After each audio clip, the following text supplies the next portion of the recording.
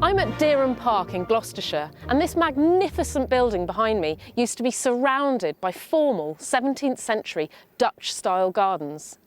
Most of the original design has now gone, but there are still some enclosed formal areas that have dead straight paths, clipped hedges and, crucially, smooth green lawns.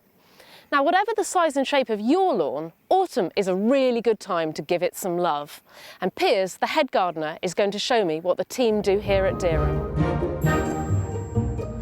So this is a really impressive space. Tell me about this. So this is stable court. So this is the first bit you would see as you come out the stable yard.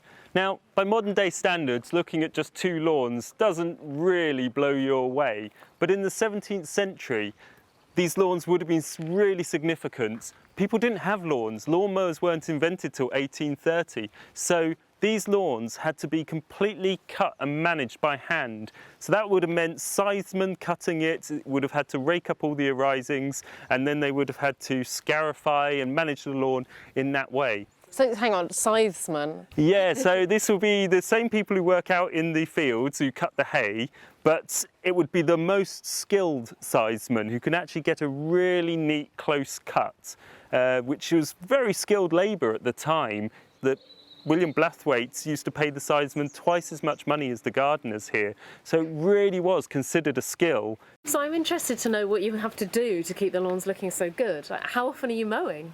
So we're actually mowing weekly here. We're actually in a good spot. It gets a lot of sunshine, so it really does keep growing. We will slow down the regime as the seasons go on. So October we'll probably go to fortnightly mowing before we actually stop mowing at all.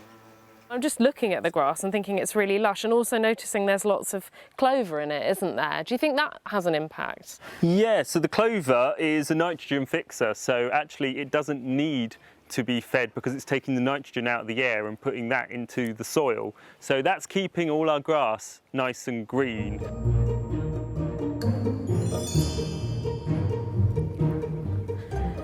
So this is a lawn you have to scarify?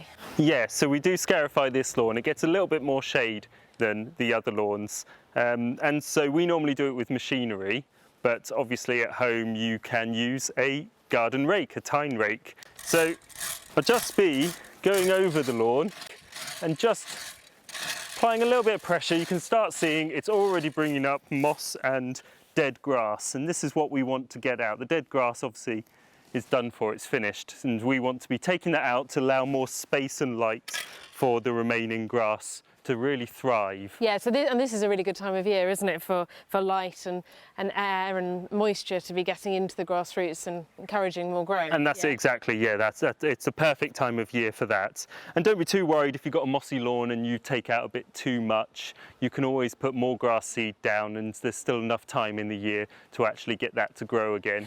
So as well as scarifying, did you say that you aerate this lawn? Yeah, so we aerate this lawn as well. Like I said, we get a lot of impact on here, and aerating it, we just spike it with a machine that we can just walk behind.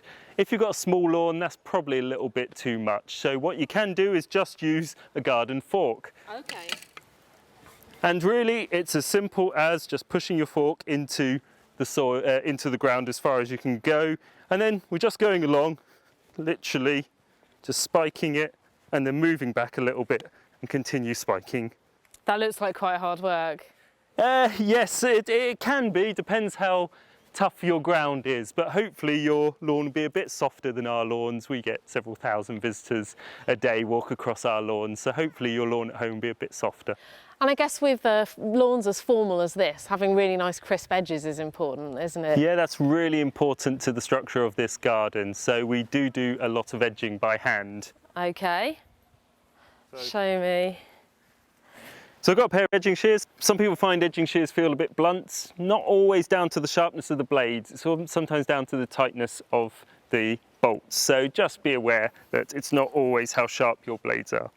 And then I can just run along quite comfortably, cutting the edge of our lawn. Okay, so edging all these lawns must take ages. Yes, it does, and it's too much for our staff to really do ourselves, so we will depend on the volunteers to come and help us do the edging. And they go around in quite a big party and edge all our lawns all at the same time. Well, it looks like your volunteers have got plenty to do to keep them busy. National Trust gardens are a great source of inspiration, and our gardeners and volunteers are always happy to talk. So why not come along to one of our places or get a copy of the National Trust School of Gardening from one of our shops?